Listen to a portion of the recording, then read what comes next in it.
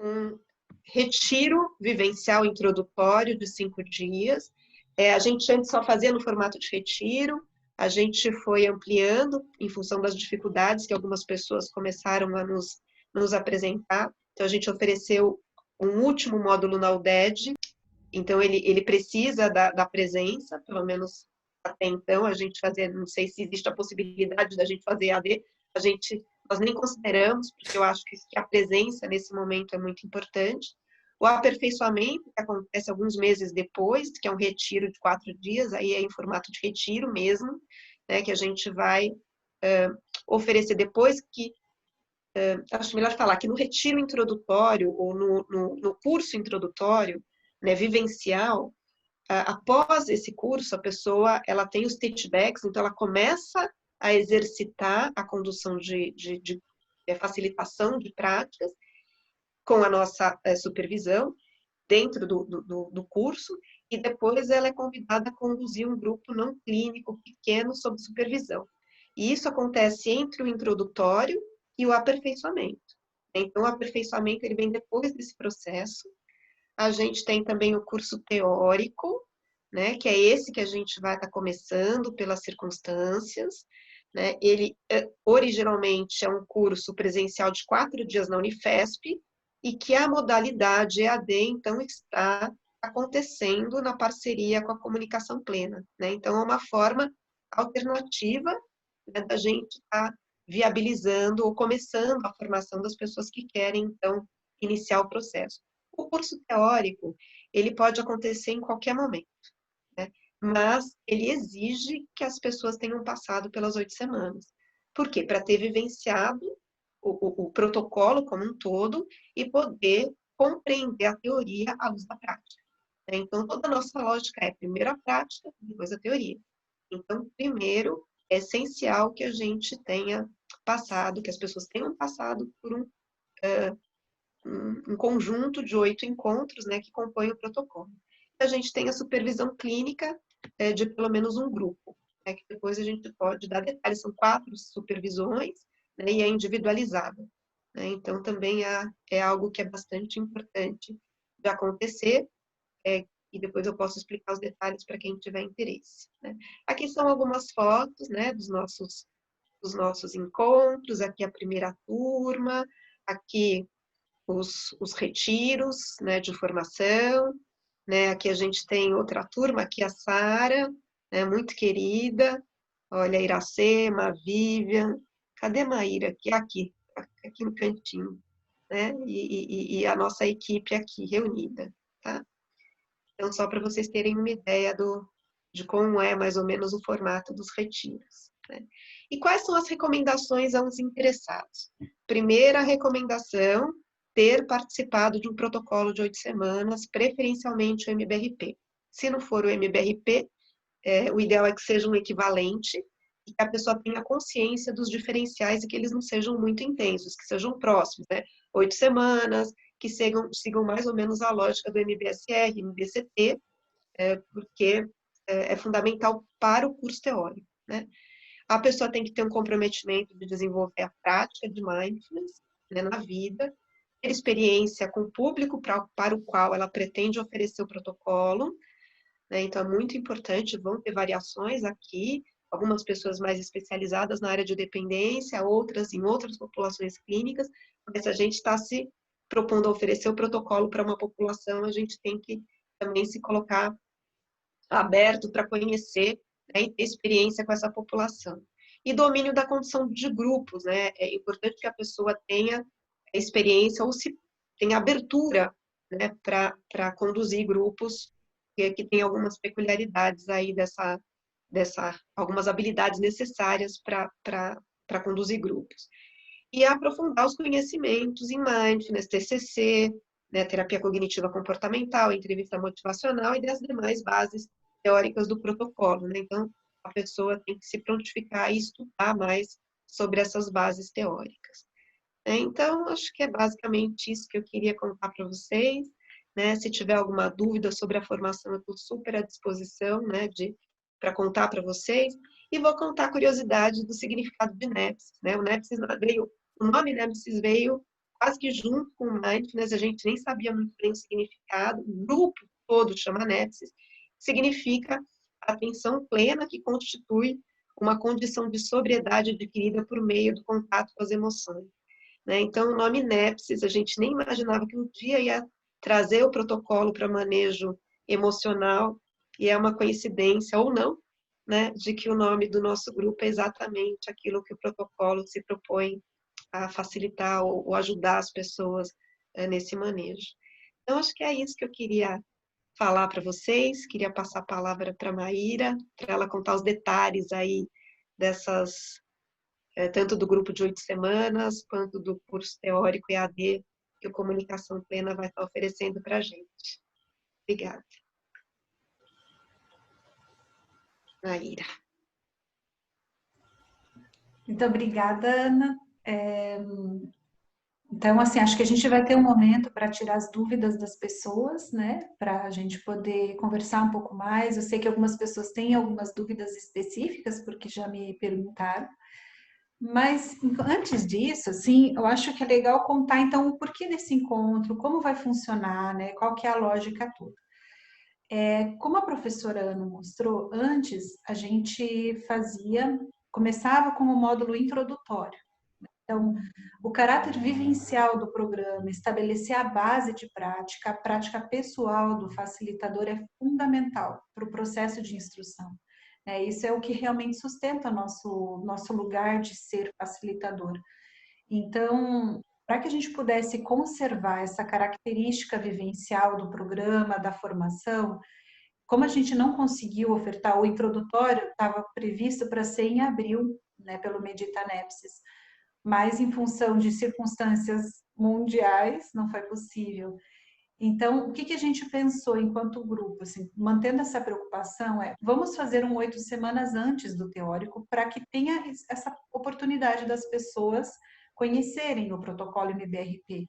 Né? E mesmo algumas pessoas, então eu sei que quem fez aqui, por exemplo, a Lilian, a Virgínia, o Paulo, que foram os 3 que fizeram o MBRP comigo, foi essencialmente o MBRP que a gente fez. Mas é uma oportunidade da gente reviver as práticas, até com essas adaptações do protocolo, da gente estar com isso muito claro e muito bem alinhado, para que a gente possa seguir para as bases conceituais e ter um melhor aproveitamento do teórico. E esse processo, né, assim, o facilitador, quem vai ser instrutor de Mindfulness, a primeira pessoa que deve passar pelo processo é ele, né, porque é o que ele vai oferecer no futuro. Então, esse encontro introdutório, ele está sendo uma mistura, porque normalmente a gente faz um encontro introdutório, no online é um pouco diferente para quem fez online, mas a gente faz um processo introdutório com avaliação de saúde, seguindo um protocolo de cuidado que a gente tem. Como a gente trabalha com essa vertente clínica também, mesmo que não fosse clínica, somos seres humanos, e então é muito importante a gente preparar o nosso grupo. Então, nesse protocolo de cuidado, a gente tem cuidados pré, durante e pós, né, que todo instrutor deve seguir. E a gente conversou no grupo a importância de oferecer essa mesma experiência para vocês, né, que vão fazer a formação ou não vão fazer a formação, mas que querem conhecer, até para poder decidir se vão fazer ou não, se vão seguir ou não. Então, hoje, uma das intenções é alinhar as expectativas, alinhar o que nós vamos fazer e trabalhar, e isso faz parte desse encontro introdutório ou de um processo prévio dos grupos.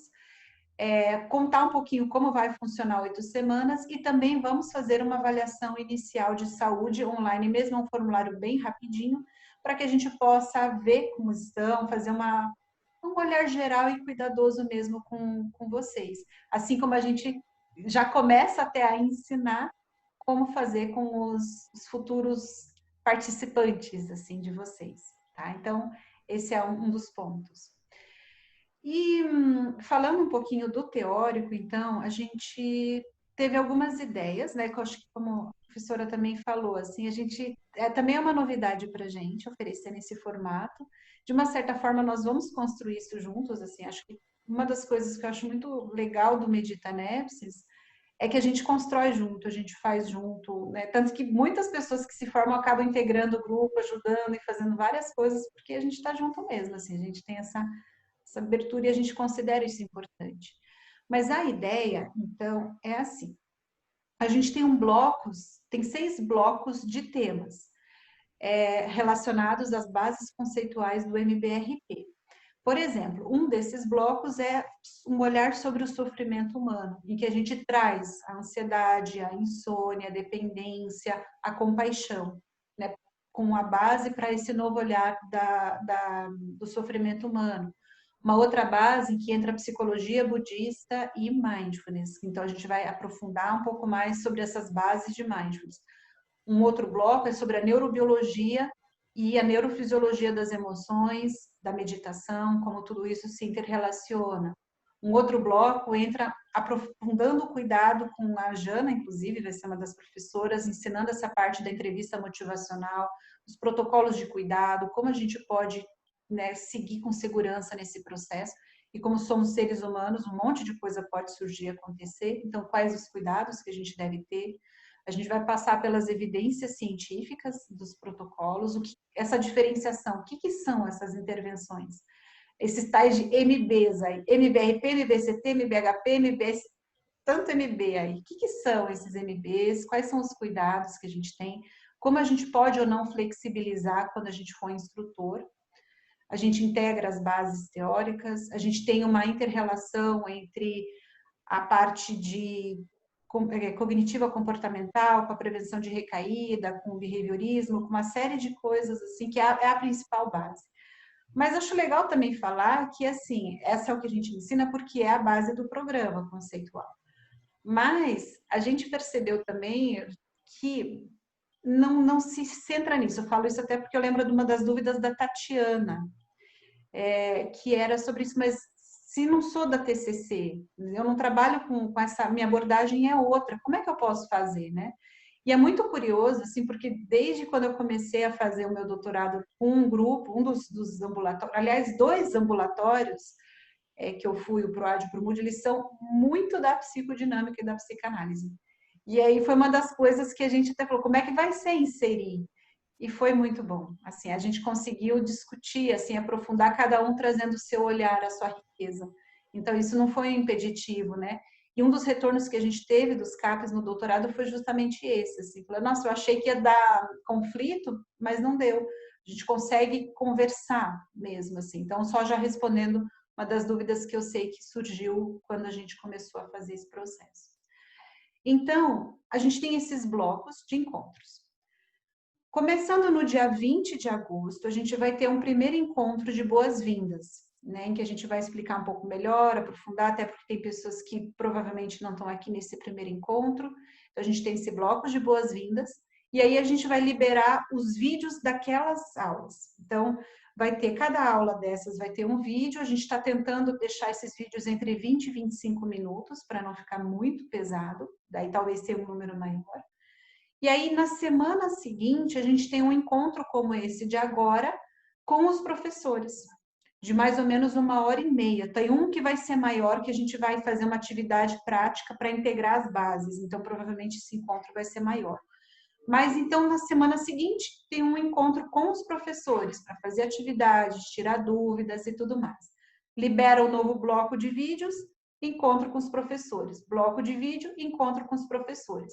Vão ser 6 blocos e 7 encontros no total, considerando esse de boas-vindas, tá?